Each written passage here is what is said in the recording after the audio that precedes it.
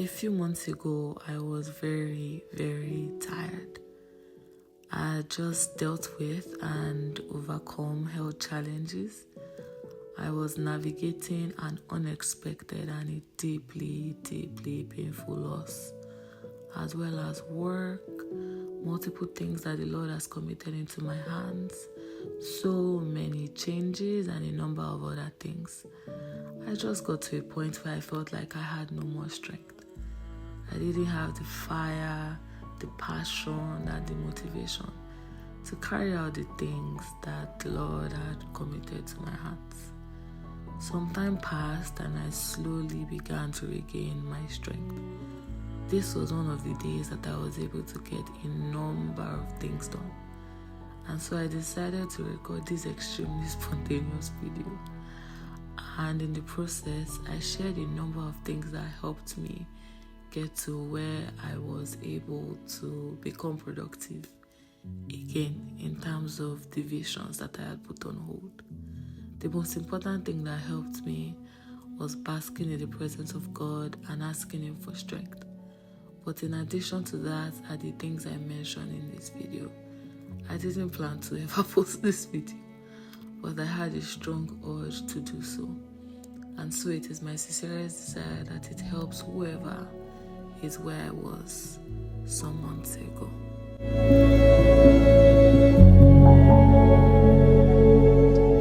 So I'd say the first thing would be to remember why you started in the first place. I know it sounds very oversimplistic. It sounds overly simplistic.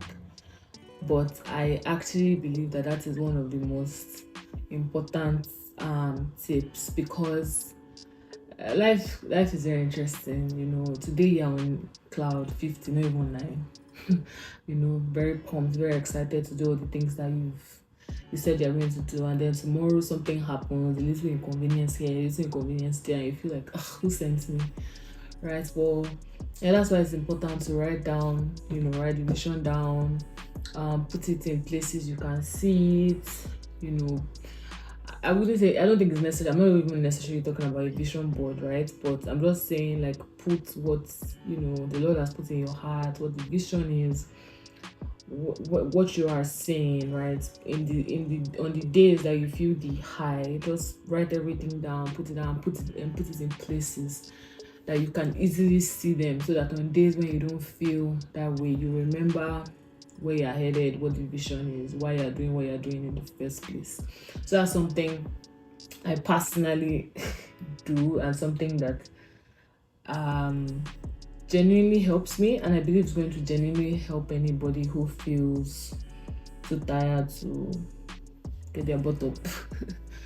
Then the next thing would be to get accountability partners. So there are a lot of resources out there, especially in 2023. There are a lot of resources, accountability groups and stuff for like vision and stuff like that. But I feel like you also have to have like the people that that it's not just maybe not just a random circle or whatever, that they may not really care as much, besides like the duration for which all of you are in the same group call or group community or whatever. Like, I feel like you also need to have people that are like your friends and your loved ones, and people that can help you to get up when you feel like staying on the floor. I'd say the third thing is to realize that some days are actually just for resting and not for trying to be superhuman, or not even just superhuman, but not for trying to be the most dramatically what's the word now, powerful. Does that explain what I'm trying to say? Yeah. So I feel like realizing that some days are actually like that is very liberating for me, because rest is also like one of the most productive things we can do in some seasons, to be honest. So yeah, there are also periods and seasons like that where resting is the most intelligent, most wise, most productive thing that I can actually do, and I'm learning to embrace that more. I used to beat myself up a lot when seeing the talk that my husband had to give me, to get to a place where I even like realize that like I cannot like always be on 24/7. Like sometimes I have to like anyway. So realizing that rest is a gift from God. I think it was even when I was about to have my daughter that it I learned that in a significant way that some seasons are genuinely for resting, So I feel like yeah, that's another thing. Then staying connected to productive people. Chances are that, if you are feeling like yam or like a potato, there's if you are originally surrounded to people that are high value and all of that, there's a likelihood that at least one person in your circle is not feeling like that. If all of you are low at the same time, that's not a good sign. Everybody in your circle, that means that can help you is if everybody, even the Bible says that like two are better than one, because when one is down, the other one can pull the other. So if everybody is down, like that's not a good thing. Like that's why we should be connected to people that can actually help us, people that are even possibly even better than us in some areas to be in. Not even possibly, they're definitely better than us in some areas. And in certain seasons when we were feeling like just like I said, coasting, they are not. They are, so yeah, staying connected to people like that. They can say the right things. Even by them just living their lives, we have found that even by them just living their lives, um we are able to draw strength and get inspired by them. So yeah, that's something that I found to be extremely helpful, staying connected to productive people even in the midst of your tiredness, because there's a tendency, right, when we are not feeling so great, or when we're in a rough season, to want to keep away. It's almost normal for us to feel like that, when we want to keep away from anybody that makes us feel like we're not doing enough, or we're not doing enough, because enough is relative. We're not doing what we should do. That's more important. And there's a tendency for us to not want anything that reminds us to get up. But the wiser thing, even in seasons where we feel low, I believe, is to still stay connected to people and resources that inspire us, that remind us to get up when we are done.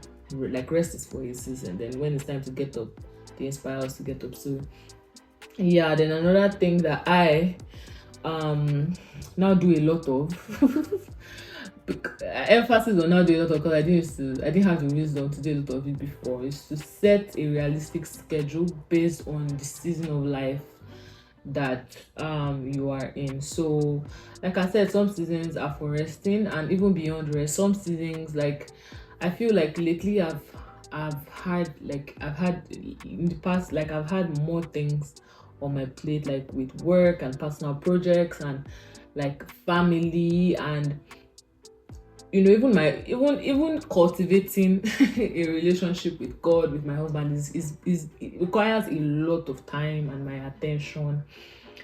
And nurturing our daughter and all those things require a lot of attention. So even all those things are like full-time jobs on their own, let alone every other thing. So one thing that I've finally become wise enough to do is to set goals based on, not goals set yeah goals, but not set schedules based on the reality of my season, and more importantly, even the reality of I feel like some days, instead of making like a broad list of to-dos, I just make like I mean, at the beginning of the month, instead of doing like a general like to do for the month or something, like a day before the next day or the weekend before a week, I have to set of to-dos or three: one for the month, one for the week, each week in the month, and one for each day in the week. But I feel like that helps me, because life demands a lot of flexibility, and some things just come up and all that. So this is a long point, but my point is just setting a realistic schedule based on the peculiarity or the demands of the season, the demands of the day, of the week, of the time that I'm in. Then I'm also learning to automate as many things as possible. Almost 70%, like 80% of everything I do nowadays is either on my laptop or on a desktop. Like almost everything I do, even the things that require a lot of human interaction, I still have to input a lot of things, like everything. personal projects, work, everything, like I still have to input a lot of things on like systems and all those things, and I have to use a lot of tools and all those things. So I've been forced to like learn to automate things, right? Because I've been forced to learn new softwares and learn on and then I feel like I've even grown a deeper appreciation for technology.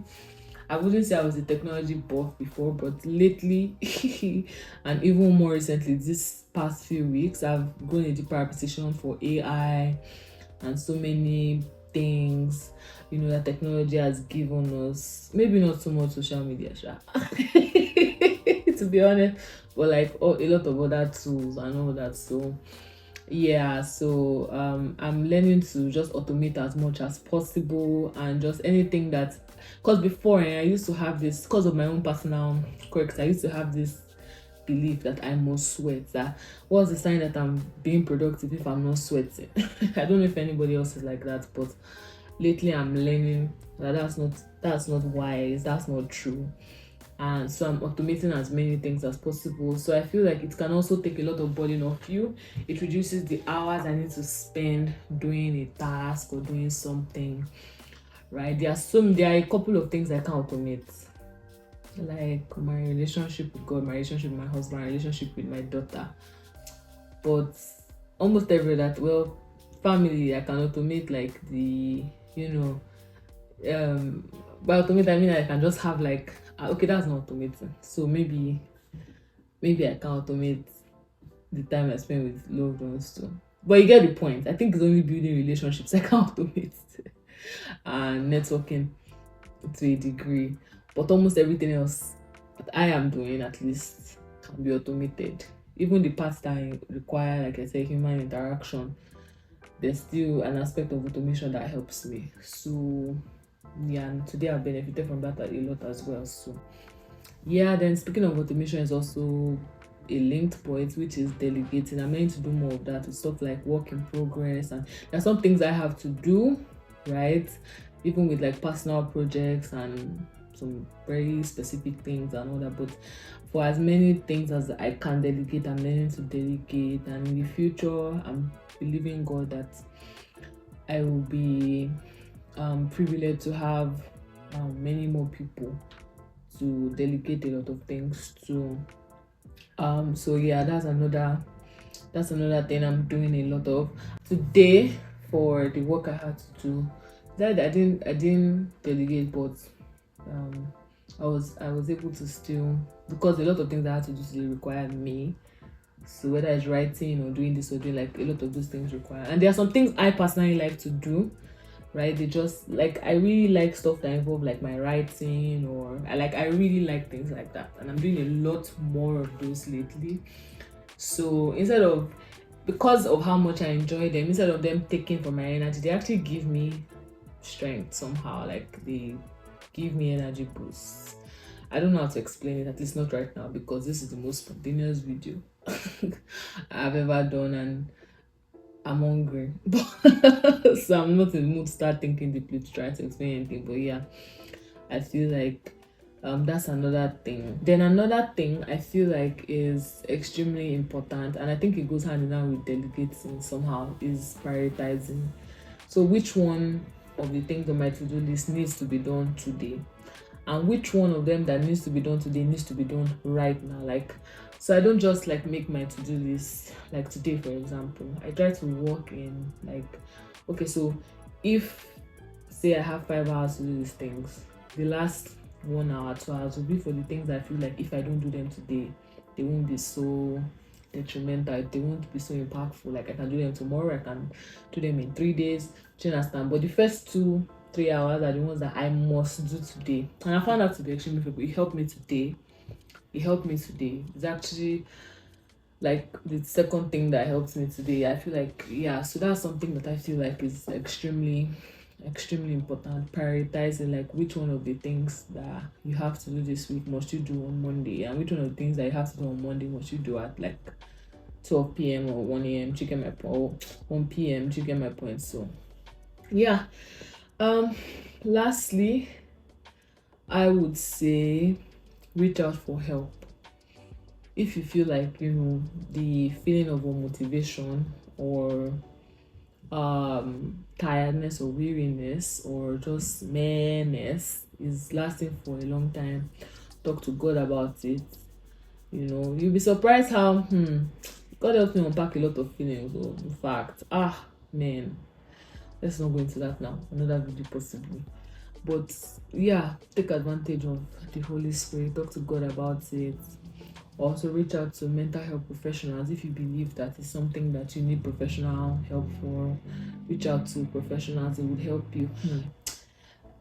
You may think you are very intelligent, but you may not know how to. You chances that you don't know how to ask yourself the right questions that will provoke you to think about certain things that will then help you to give answers that can push you forward. Or you may not even see what the professional would see that may be hindering you or stopping you or affecting you in such a significant way. So yeah, talk to God about it. Reach out to a professional if you feel like you need help.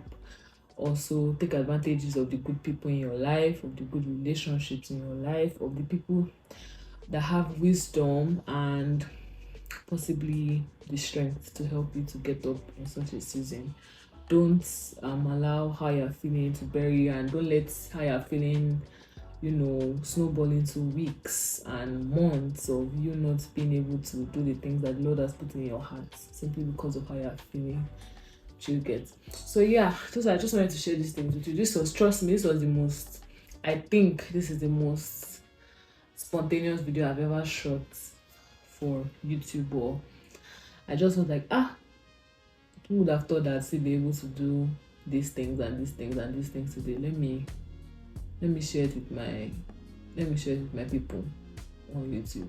I feel like somebody's going to benefit. So yeah, thank you for watching. Thank you for watching to this point.